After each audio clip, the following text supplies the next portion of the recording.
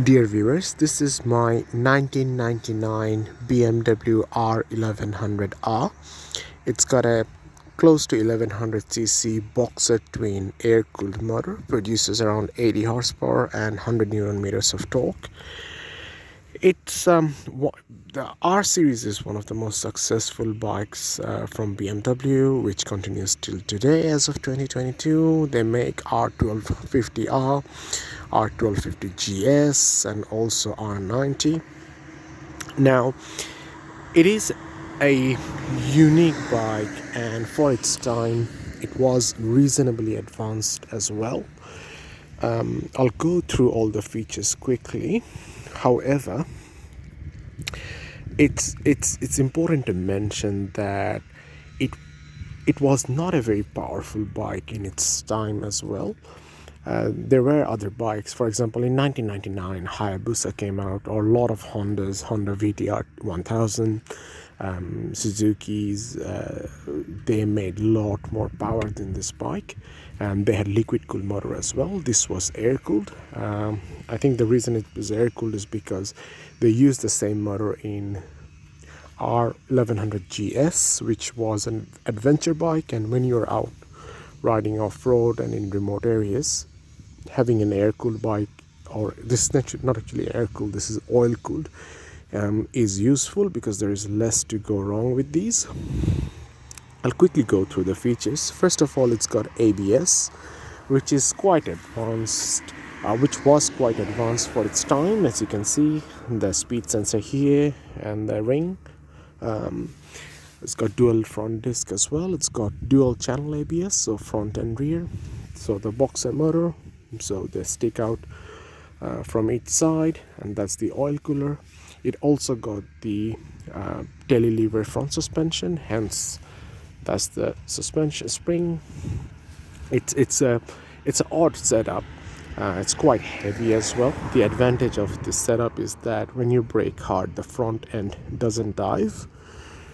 That's the air intake, and also it's got a power output as well, so you can actually power up a few things. So I power my phone from here, so as you can see, that goes to here, and that's got a USB connection, which powers my phone, which is an aftermarket setup. That's the rear suspension, and you can set up the preload and damping from here. The gear side stand, obviously, that's where you can see the engine oil level. The engine oil is not very low, it's just I started the bike up, hence the oil is everywhere in the engine. It's also got a single-sided swing arm, and the rear suspension is paralever, and it's shaft drive as well, hence there is nothing to maintain, no chain or anything. That's the rear disc, and that's the rear speed sensor for ABS, and it's fuel injected as well, EFI. Now, one thing to mention is that these bikes have dry clutch like a car, hence the engine is transversely mounted, so like that. Whereas on most motorcycles, the clutch are wet, meaning the clutch is submerged in the engine oil, and the clutch turns this way. Whereas in this one, the clutch is transversely mounted, hence the clutch and the flywheel turn this way, which gives it a unique character. So when you rev the engine, the bike rocks from left to right, which is not unique to the BMWs. Also, Moto Guzzi's do that as well. So if you rev them hard, they'll rock left and right. That's to fill up the gear oil, and that's the gear oil drain nut, and that's to fill up the shaft oil, and it's got a shaft oil drain nut under there as well. So unlike modern motorcycles or newer BMWs, which doesn't have a dry clutch anymore, it needs engine oil, gear oil, and then shaft oil, whereas the new BMWs only need engine oil and shaft oil. When I say new BMWs, I mean the R series with shaft drive, whereas the bikes with chain drives only need engine oil. Now, normally motorcycles need motorcycle specific oil, because the oil lubricates the engine and the gearbox and the clutch. So if you put car oil, the clutch can slip, which is not the case with this bike, simply because the engine is separated from the gearbox and the clutch is dry clutch. So you can use car oil for the engine, but you'll need specific gear oil for the gearbox and the shaft drive as well. That's just an aftermarket I've fitted to recharge the battery. That's the oil cooler on the right side, and that's the other cylinder. Let's get to the controls. That's aftermarket as well to fit my phone here. Now, speedometer, clock, RPM meter, low battery warning light, ABS light, and low fuel warning, high beam, low beam, and also indicators.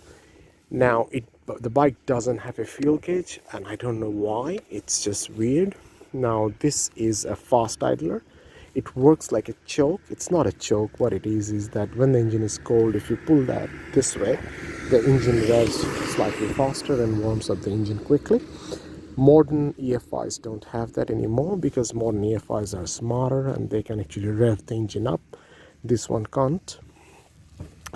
That's the high beam, low beam, and you can flash the lights by pressing that as well.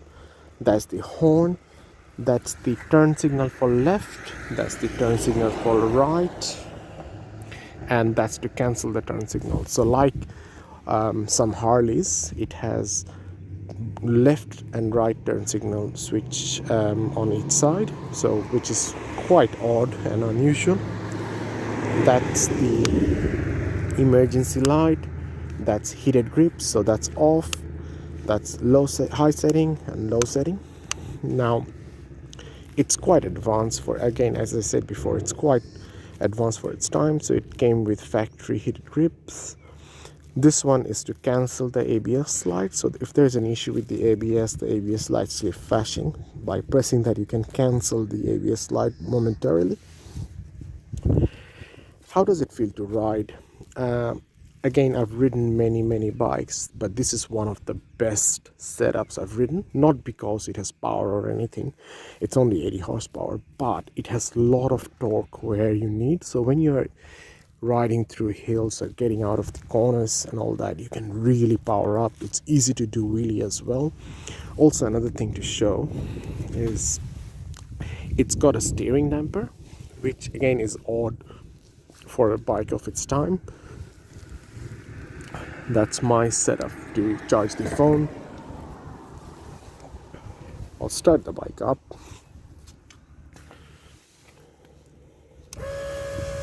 You can hear that noise you just heard. That was the fuel pump. So you can hear the fuel pump as you start the bike up or as you turn the key, because it's priming the fuel to inject it into the cylinders. That's low battery warning light, and that's the low oil light, and they'll go away once I start the bike up. Oh, that's the kill switch. Left and right, you can kill that. There you go. So I've killed the engine. Turn it on again. So I'll start the engine now.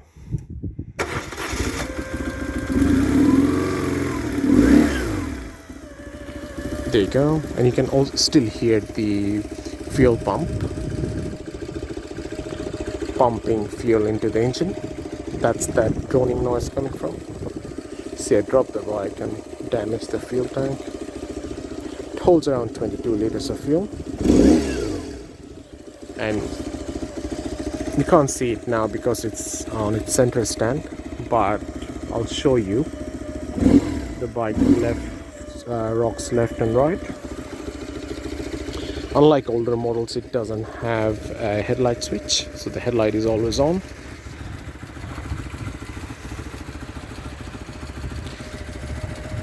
The later R1150 came with 6 gears. This one only has 5, but given the amount of power this bike produces, 5 gears is fine. It doesn't really need more.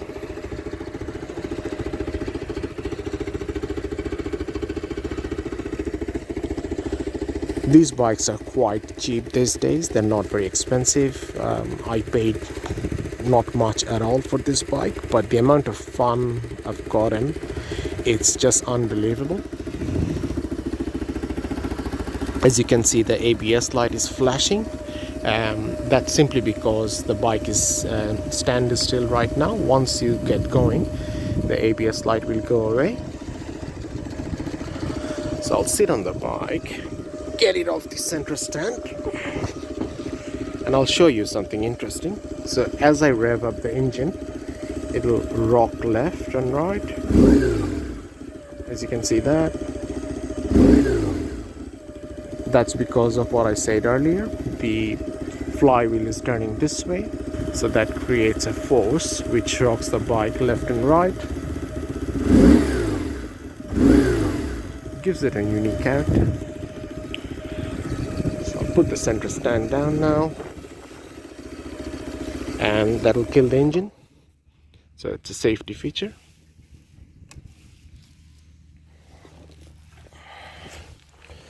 So in short, should you get this bike?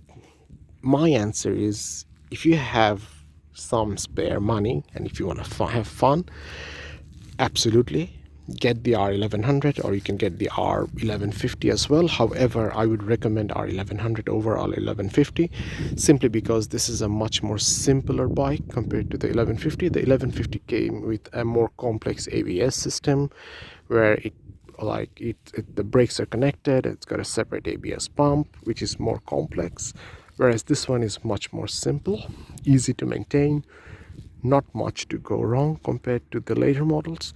And it's a cheap bike. You can drop it, you can have fun with it. It's just a lot of fun, enough power, lot of torque, and will easily keep up with anything on the road. The fuel tank is 21 liters, and I've done thousands and thousands of kilometers long travel into remote areas with this bike.